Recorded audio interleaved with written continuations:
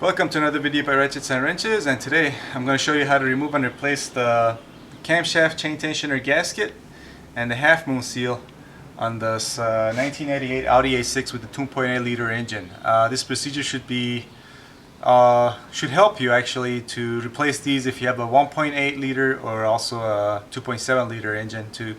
Obviously 1.8 liter is a 4-cylinder, but what we're going to do here today is going to help you on how to go ahead and replace these the camshaft chain tensioner gasket and the half moon seal on that engine without removing the timing belt. Okay, this is actually my most requested video on YouTube, especially since I did the valve cover gasket and the camshaft cap replacement on this on my Volkswagen about I think a year ago.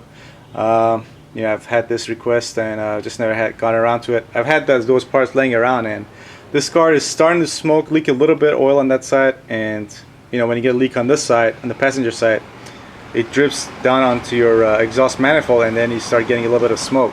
So we're gonna go ahead and I don't even know if it's the camshaft chain tensioner gasket or half moon seal, but since I've had those parts laying around, I'm gonna show you how to do this. Before we go ahead and do that, just to point out, you are probably only going to be able to do this without removing the timing belt on the passenger side, because the camshaft chain tensioner is on the passengers in the rear, and on the front, on the driver's side, is up front. And we're going to be able to do this without removing the timing belt, because since it's at the rear, we're going to be removing the bolts for the camshafts, and we're going to be lifting the whole camshaft chain tensioner assembly up, and we're going to get underneath it and remove and replace our gasket and half moon seal. But since on the driver's side it's at the front and your timing belt is up there, you're not going to be able to lift that up.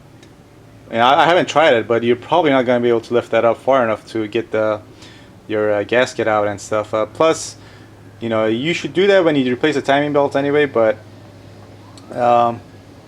if you start leaking a little bit on that side, you're not gonna get smoke, because the exhaust manifold is over there. It's not gonna drip on that, but it might drip on your timing belt, and you might start hearing a noise, chirping noise. And if you do hear that noise, so you want to inspect that, make sure it's not leaking. Okay, but for the purpose of this video, we're going to be replacing that. Okay, here you're going to need this tool. This is gonna press down on your camshaft chain tensioner, and you get enough slack that way so you can lift it up and get to your gaskets. I think this is part number 3366 by Volkswagen. And it's not very expensive, but you will need it. So if you're planning on doing this job, you want to look into either buying this or renting it from your maybe a machine shop or a local auto parts store if they have it. Okay, first up obviously is going to be this engine cover, which is held in by these little 4 plastic screws. And then this cover should just pop out of place, and also this piece, which should also just pop out.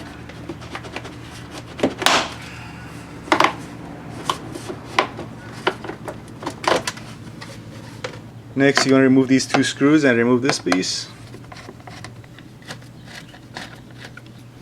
There we go. Okay, next this cover down here, which is held in by 2 plastic screws. There we go.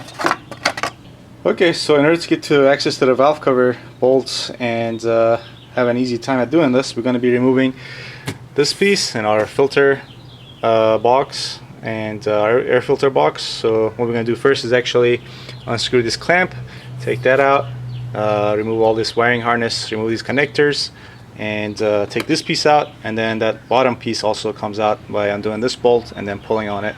Okay, that's good. Okay, let's remove these connectors. Just press down on these clips and pull these, and it should come out. Get it out of these clips. This one also, this connector, remove this connector, get this off to the side, and then also remove this piece. Okay, and set this to the side as well. Okay, and on this side, this wiring harness is also connected to a clip down here, so get that out of there. Alright, it's free. And here comes actually a little bit of a tricky part. This top part is held in place by these clamps, obviously, so go ahead and remove these clamps, these corners. There's also 2 at the bottom. down there, and one all the way in there. Okay, so now that this is loose, we're gonna try and remove this. You need to be careful on this. This is your intake for your air pump, and this gets brittle. It's plastic, and you need to twist this clockwise and then pull out to get out of this housing. So you know, but you need to kind of twist it all the way, and if it's old and brittle, it might break. So what you do is actually loosen this, and then you remove oil dipstick, just make some more room, and then you kind of get this out of there, and then you twist the whole housing counterclockwise if you can, and then at the same time twist this clockwise. This still might break, but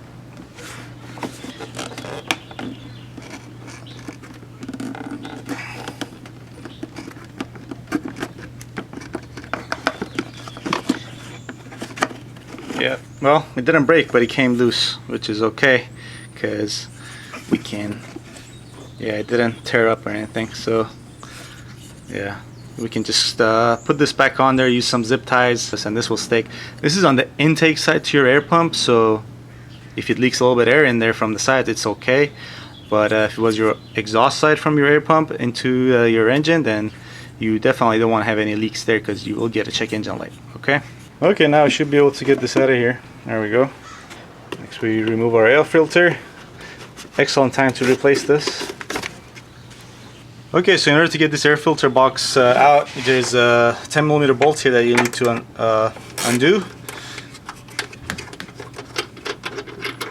There we go. And then just lift up on this, and this should come out. There we go.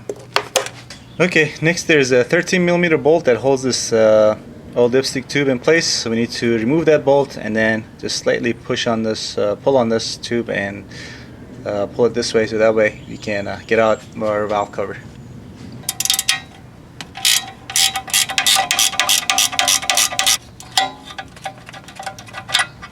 There's our bolt. Just rest this back here. Okay, next we remove our spark plug wires. Just twist them and pull, and they should come out. If you see oil on them, that's a good sign that your valve cover gasket is bad, but these look okay.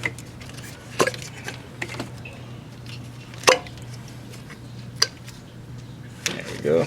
Okay, next we're going to remove this PCV plastic tube. Be very, very cautious and gentle with these. These do get really brittle, and if they break, you need to either tape them back really well or get a different one. Okay, so just press on these tabs and pull on this. There we go.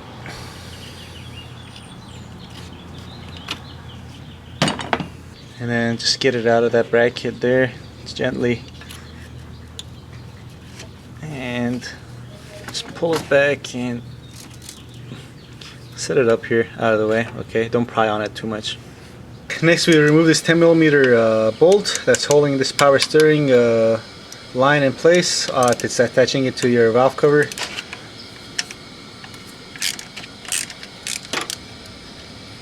And we just pull on this and get this out of the way. Okay, so in order to get this valve cover off, there is 8 10mm nuts that hold it in place. There's 3 on top, 2 in the middle, and 3 on the bottom. So you want to go ahead and remove those things.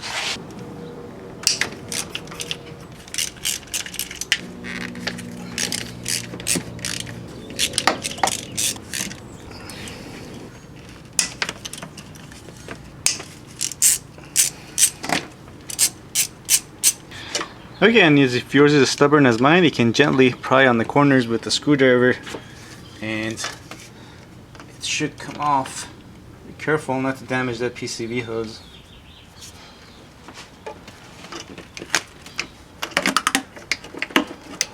There we go.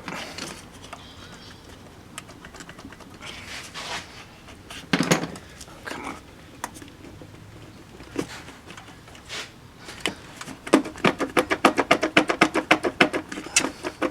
Okay, also it'll help to wiggle this out of there if you loosen these fuel lines from there, these little plastic brackets they're in, and lift them up as such. That way you have more wiggle room. Okay.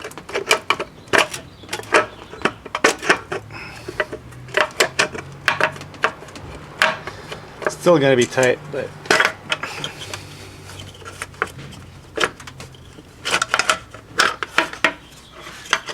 there we go.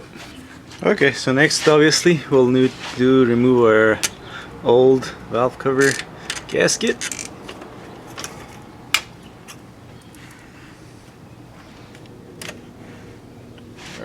Okay, guess what? This video is gonna also include how to remove this camshaft cap, because while we're at it, might as well. And this camshaft cap is back here on the lower side, which is held in place by this camshaft cap at the end.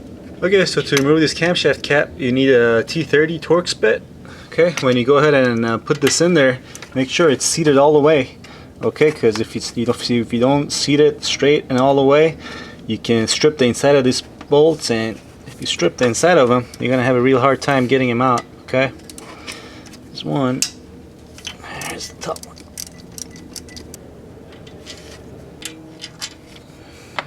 And now this should come off. There we go. And here's our old cap.